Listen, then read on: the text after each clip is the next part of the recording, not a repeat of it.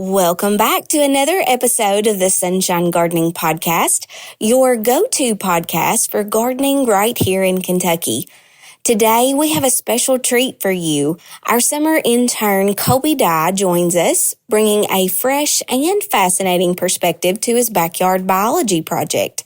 This summer, Colby created a video series exploring the diverse creatures in Kentucky backyards. The series covers birds, mammals, insects, amphibians, and reptiles, offering practical insights that can empower you as a home gardener. So, grab your gardening gloves and get ready to be inspired by the wonders of backyard biology. Let's dive in. Welcome to the Sunshine Gardening Podcast. This gardening show will equip and inspire avid gardeners with tips and tricks to help them navigate the gardening world. The show will also highlight specific growing requirements for seasonal plants, so the sun will shine brighter over their Kentucky garden.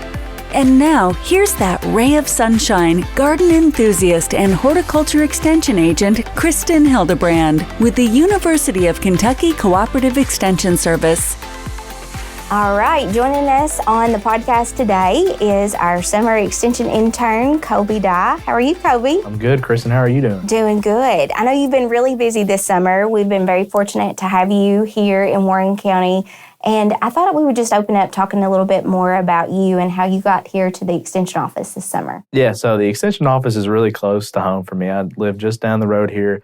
Went to South Warren High School and lived in Warren County my whole life, but went to UK, University of Kentucky up in Lexington.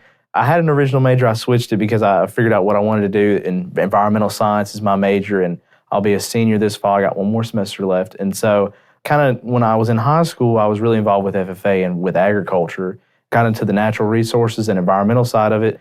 And I always knew that the Extension office was just right down from my house, but I was kind of familiar with what they did, and I heard about the internship program, and I knew that this was something that I had to take advantage of. We're really glad that you came to us. Joanna and I both kind of joke around that the intern, depending on what your interests are, they can help us out in the fact that a lot of your interests are different from our interests. Mine's more horticulture. Hers is being more, focused in agriculture. I know beef is kind of primarily what she enjoys, but you have taken on this project. Let's talk about your project for a minute, in the fact that every intern this summer, including yourself, that you have a project that you have to work on. And you actually have a project, it's a video-based project called the Backyard Biology Series, as I like to call it. Can you explain a little bit more about what made you want to take on this particular project? Yeah, so like you said, all the interns across the state at every county that has an intern, they have to do a summer project, and there's interns in all the different areas. So some of them will do programs through 4-H, and with me being ag and natural resources, I wanted to do something that was kind of wildlife-based, because that's one of my big passions. I love be outdoors and hunt and fish, and so conservation and wildlife is something that's always been super important to me. So when I was coming up with this video series, I knew I wanted to do something that, with being in Warren County, one of the bigger counties that we have here in the state, and with all the media productions that we do at the office, I had an opportunity to reach a wide audience. And kind of the target of the Backyard Biology series was animals that you'd see kind of closer to home in like suburban areas, because in Warren County and Bowling Green, with the expansion of it and everything we have going on, we have subdivisions that are right up against big agricultural fields and towards the more natural areas in the farther parts of the county. So people see a lot of animals. A lot of times we have people send us pictures or bring stuff into the office. And so this was something that I knew that we had an audience for, and it was something that I was super passionate about, and it just came together really nice. I really have enjoyed some of the videos that you've produced, and I wanted you to explain a little bit more about each of those, because you actually have 5 total. Can you explain a little bit about what we can find in each of those videos? Yeah, so I started out with just a kind of an overview of what the project is, kind of introducing myself like we did here earlier, just to get people familiar with me being at the office this summer, and then with what my project was going to be. So we got that video out to start, and then kind of outlined the 4 videos that I was going to do, and wanted to kind of cover each like class of animal with each video that we did. And I did 4 videos on an animal subject, and I started with insects, and then I went to birds. I did an amphibians and reptiles, and then I did a mammals. And so they each covered kind of your basic ID for common animals that you may see, if we have any invasives in those categories of animals, what those look like, and kind of just how to manage encountering wildlife and how to manage it, because as we move closer out and into the county and everything, that's their home first. And so one of the big things that I've always thought of is if we can kind of coexist with the animals and the wildlife that we have around us, it's just a better experience for everybody. And so that was kind of the basis of each of the videos. Yes, and it seems like in each video there's something that you can take away from it, not just the information, educational, research-based information that you have to share. I know I found it really interesting in the bird video that you shared, the Merlin app. And I don't know if I necessarily knew that you could actually use that app and actually identify birds that way. Yeah, the bird video was really cool. The Merlin app I actually found about at school. I had a field course over in Eastern Kentucky at Robinson Forest, the forest owned by the UK for research and different purposes. And so one of our professors came out one day with us, and we went on a small hike through the woods, and he told us about the Merlin app, and we just were able to sit. We brought our notebooks out, and it identifies the birds based on the calls. And so it'll listen through the microphone that's in your phone, and it picks up all these different birds that you have around us, and then you can click on which ones it identifies and tell you a little bit more about it, its name, its colors, and its behaviors. That was super cool, and I think it's a great way for people to kind of get started. If they see these birds that are outside and they hear them, but they may not know exactly what they are, this will kind of help them learn more, and while they're being engaged with it being outside, it's a super cool tool. Yeah, I loved that you shared that. And then, too, the other bird that you mentioned in that particular video was about the hummingbird. And you've also did a little DIY type project with that, too. Is that right? Mm-hmm. The hummingbird was a big part of the birds video because they're small, but they're super, super cool and interesting. They can do all kinds of acrobatic flights. They can fly backwards, upside down. We'll see them. My mom has a couple of hummingbird feeders on our back porch, and it's awesome to just kind of sit outside and watch them because they're only here for a certain time of the year. As they migrate, they don't live in Kentucky all year round. So for the window in the summer that they're moving through and stopping by, it's really cool to see them. And the hummingbird feeder is a great way to kind of get them to stop and give them a little food source on their way because they have to visit all these flowers to get the nectar, and that's where they get their food source. So if you make a little sugar water at home, put it in a feeder, you can provide them with a little bit of food and a little habitat. And so we did a little tutorial in our birds video, and we had a hummingbird feeder that I made out of a bottle of soy sauce and a piece of electrical wire. And so that was a super little cheap thing. It cost me less than $5 for all the materials, and it took less than 5 minutes to make. We just kind of coil the wire around the bottle of soy sauce and make a little hook at the end so you can hang it up. But it was a super cool little project that you can do at home to get those hummingbirds out. Yeah. Did you actually take yours home, just out of curiosity? I have one here at the office, and then I brought another one home. My grandma wanted to see it and try to use it, but she's always had hummingbirds, so she thought it was really cool. Yeah. No, I love the hummingbirds, and my daughter, Lena Grace, absolutely loves them too. And I can sit out there and just watch them literally for hours. Each of these video series that you have, there's something that you can take away. And one of those that I found most interesting was the frogs, and even when you were starting to talk about the turtles. Is there anything you want to share from that particular video series? The amphibians and reptiles one was probably one of my favorites just because growing up I always loved science and everything. And the amphibians and the reptiles are those cool creatures, some of the more exotic ones, your big lizards and snakes and things that we may not have around here that you can learn about. But even when you look at Kentucky, we have so many species and so many cool things that are native here to Kentucky that you can look at and study and learn a bunch about. So doing that one was super cool.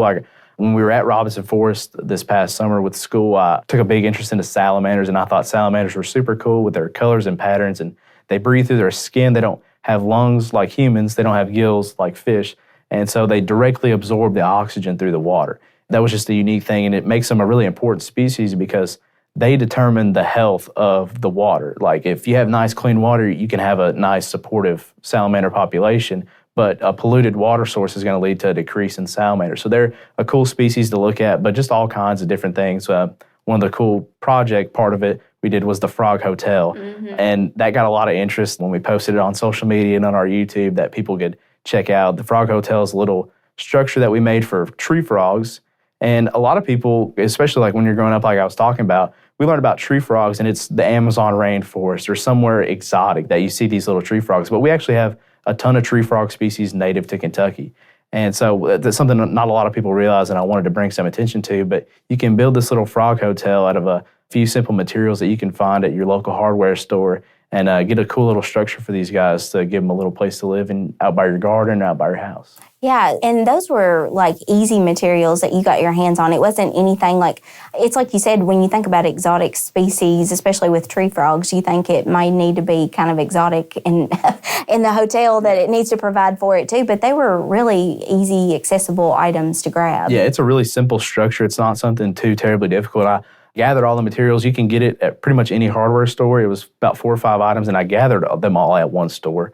And I put it together. It took me about 10 to 15 minutes. And it's something that you can do, kind of get your whole family involved. It's a cool project to do with your kids if they're interested in animals and wildlife. And it was a super cool little project to make. And I actually filmed a little tutorial video of me making it. I got some footage of me putting it together so that way you can watch it. And if you want to put it together, I actually based it off of the research was from Queensland, Australia. It was a wildlife refuge in Australia.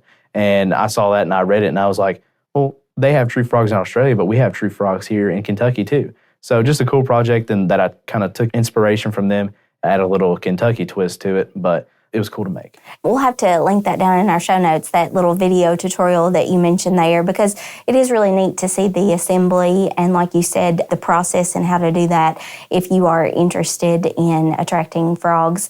So I found that really fascinating, and we can share a little bit more about it here shortly, but let's talk about the one that you did on the mammals, that video series. Yeah, a lot of people like mammals because they're your dogs and your cats. Like, if you ask people what their favorite animal is, a lot of people will give you a mammal, whether it be, your dog or your cat, or a lot of people like the big cats, tigers, lions, pandas, and we have a really cool variety of species here in Kentucky, especially towards the eastern part of our state with the reintroduction of the elk and the black bear. We have an awesome variety of mammals, and a lot of times you'll see a lot of common ones in your yard. A lot of people think of squirrels and rabbits. I know right now in the summertime, those animals are super active. You see them all the time. The rabbits love the little clover that's in my yard, so I get to see those out the window. But that was a super fun video to make because we got to touch on one of the newer invasive mammals that we have here in Kentucky, the 9-banded armadillo. I know a lot of people, I see them a lot on our drive. I'm sure you do too on 6880 out here. There's quite a few that end up as roadkill moving around, and a lot of people know armadillos from when they were younger, that they roll up into a ball. The ones we have here, the 9-banded ones, don't roll up into a ball. They're still a really cool little species to learn about and kind of how they made their way here to Kentucky. Yeah, I know that I've been seeing more of them than what I used to, and it's amazing that we actually have them here in Kentucky. And it seems like even in the future, we're going to have to really be on the lookout for it, because you did share that armadillos, some people are curious or maybe concerned about it because of the leprosy that they do have. A lot of people know of leprosy and its historical relevance, and a lot of people, they see the armadillos, and some people, they encounter one that's roadkill, or whether it be alive or dead. And that's the first time they've ever seen one. They're curious about it, but a lot of people don't know that they carry leprosy. Mm-hmm. And so that can be a risk factor if you're touching it. Nobody recommends to eat the meat or harvest anything like that. So it is a cool species to learn about, but it's also something that we want to make sure people are being careful with as well. Yeah, I know Dr. Springer came and talked on the podcast not too awful long ago about it. I know that that's one pest that we're really going to have to keep on the lookout for. But it is interesting, we're seeing more of it, like you said, on the roadside, because it seems like whenever they get in front of a car, they go straight up. Is that right? Yeah, that's their defense mechanism, because they're the ones that can't roll into a ball. So their kind of defense mechanism of choice is they jump straight up in the air vertically. Mm-hmm. And if you think about it, it might be effective in the wild. If you came across something and it jumped up eye level with you, that's kind of spooky. But when they're on the roads and they jump up, that kind of puts them right at the level of the grill of a car. And so when they get startled and ran over, that's often how they end up as roadkill a bunch. Mm-hmm. And they seem to be in better condition than most roadkill that we typically see on the road. So, and it's because of that fact that they go straight into that area of the car. What was probably I know you got a lot of information from different places when you were preparing for this backyard biology series. Where did you get a lot of your information? So with Extension, we have great researchers at the university that come up with publications for us, and those were really important to me. And also with it being a wildlife series, I also took a lot from the Kentucky Department of Fish and Wildlife Resources. They have all kinds of different things. They have a whole list of invasives that you can look at, and the history of how they got here, their management of choice from their research that they've done. There's a ton of resources out there, either from the university or Kentucky Department of Fish and Wildlife, just great reads that I enjoyed reading them just on my own for fun. And But making this series, it was really cool to learn all that information. Yeah, and I don't know if I've referenced Kentucky Fish and Wildlife a few times for some different things, but I don't know if I really read it that extensively. So we may have to link some of that information down in the show notes for later if some of the listeners want to check that out. But, you didn't just do these videos just for fun, but you had some information that you were collecting too. Is there any interesting finds that you found from some of that data? Yeah, so with all the videos that we did, we attached a giveaway to the end, and that was kind of the theme of every video. We wanted to kind of end it on the main animal subject that we had for our insects video, the starting one that we had for the series. We talked a lot about pollinators. It worked out really nicely because it was pollinator week. We talked a bunch about bees, and specifically solitary bees like carpenter bees, wood bees, and mason bees. We gave away a bee hotel. That was kind of the series as it moved on. What we did is give away a structure or something that can support these animals, because I see a lot of people now, it's really popular, the wood bee traps, and that actually kills the bees because a lot of people see them as destructive to their wooden decks and their property and everything like that, but that's how they reproduce and survive, is by doing that. So by giving them a bee hotel, it keeps them from having to bore into your deck or your siding, but it also gives them a place to live still. And so that was kind of the theme of all the videos, is we did a giveaway, and that was how we got our involvement numbers. The people that were interested in winning these giveaway items, they would give us feedback about what they learned, what they took away, how likely they were. If they were not to win the giveaway item, would they go out and buy or build these habitats that we talked about to help the wildlife around them? Yeah, and you said out of all of those, which one was the most popular, I guess, that kind of blew your mind? I was really surprised. A lot of people really, really liked the frog hotel. Mm-hmm. I know, because the hummingbird feeder was super popular, and I figured it would be. I know growing up, I know several people that had hummingbird feeders at their house and everything. And the bee hotel, I've seen quite a few. We had those that were brought out to our Monarch Way station here at the office.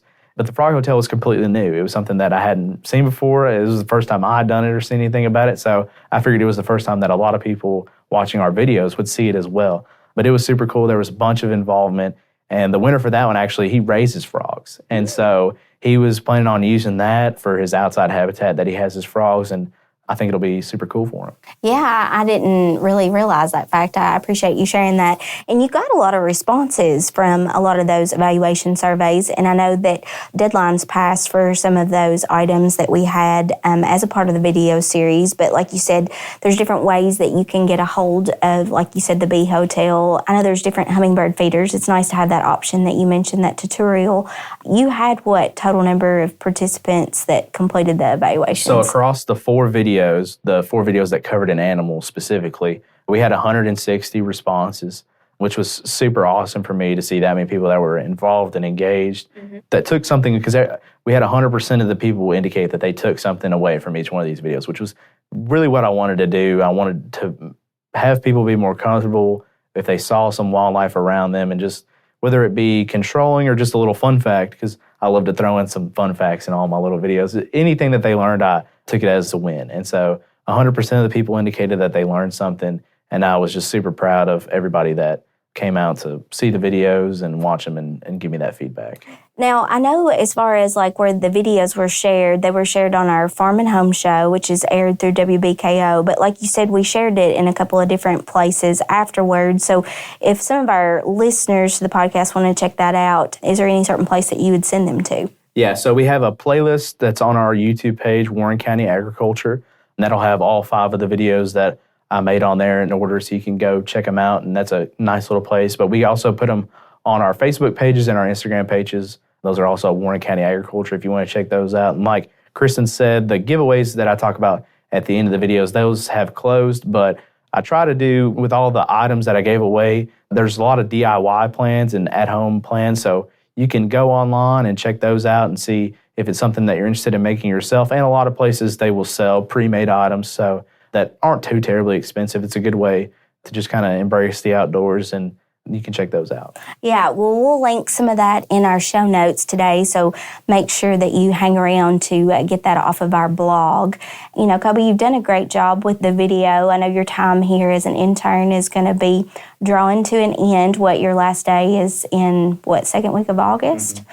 What have you taken away from your internship here? Has there been any kind of I know every day is a little bit different in the summertime, but maybe you might want to share a little bit more about how you've grown through this internship. Yeah, I think this summer's been awesome. I've enjoyed every single day of it because truly I can say that every day that I've came here to work at the office, I've learned something new. Whether that was somebody bringing in something for me to try to identify and give them control methods, or just doing my readings and research for this project, I really took away something new and informational every single day that I was here. And that's something that not every day that I go to class at school, I can say that I learned something new. But here I can say that I definitely learned something new. And it was all stuff that I thought was cool and that was important to me.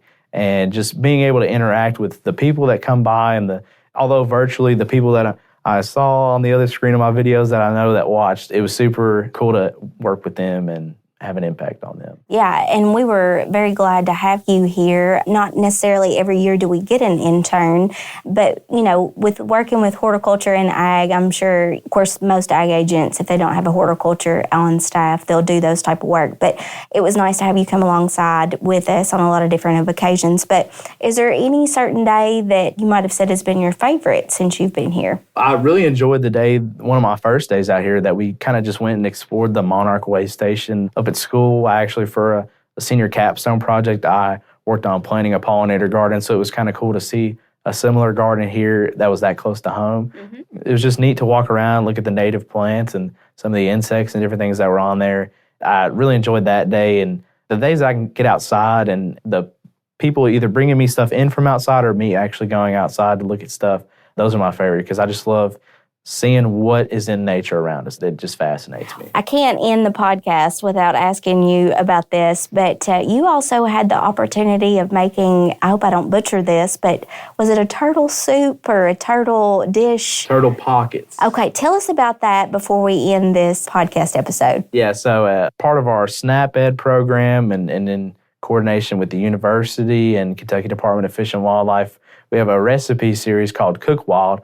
All the meat and everything that you use for the various recipes is stuff that you can either hunt or catch. And a lot of times we do recipes and they'll often involve venison or turkey, more common game species. But the one that I really wanted to try this summer that we made into a farm and home television segment was the turtle pockets. And I caught a snapping turtle to use at a pond by my house. And that was super cool to document the process of catching it. And then just a couple days later, making a meal with it. That was super, super fun. Yeah, I know Joanna said there's no way anybody's going to choose this recipe, and sure enough, that's the one that you decided to do. I found that really interesting. I know I wasn't in the office to try it, but a lot of people really did enjoy it that did try it. Yeah, so. Everybody at the office tried and everybody liked it, and I think everybody here, that was their first time trying snapping turtle. Yeah. And so I'm glad that it was a good first experience for them. Yeah, well, we've really enjoyed having you here. It's definitely been a memorable summer.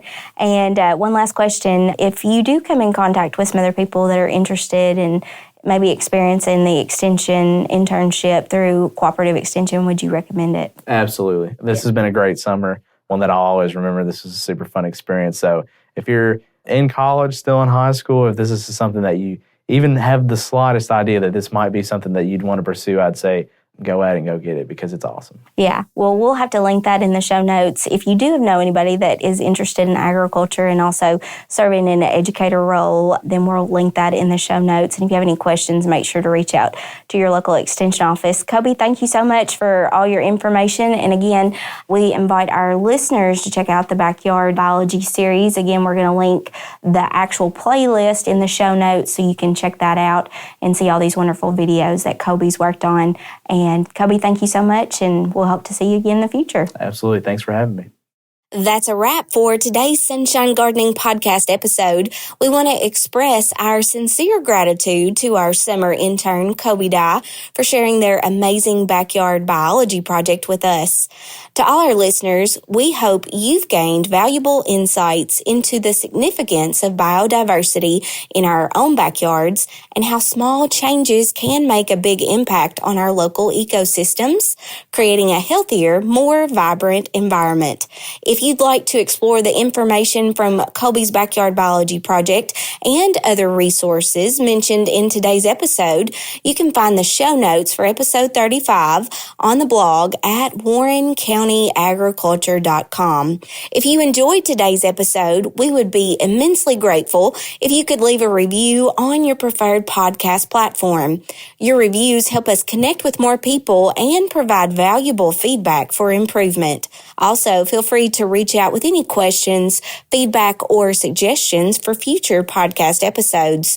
Don't forget to subscribe to the Sunshine Gardening Podcast for more gardening insights, and join us next time as we delve into new ways to cultivate the garden of your dreams. Until then, happy gardening.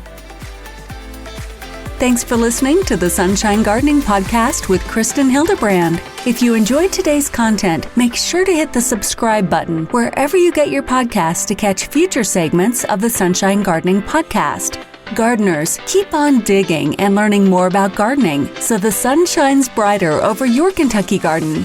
The Sunshine Gardening Podcasts with Kristin Hildabrand is a production of the University of Kentucky Cooperative Extension Service.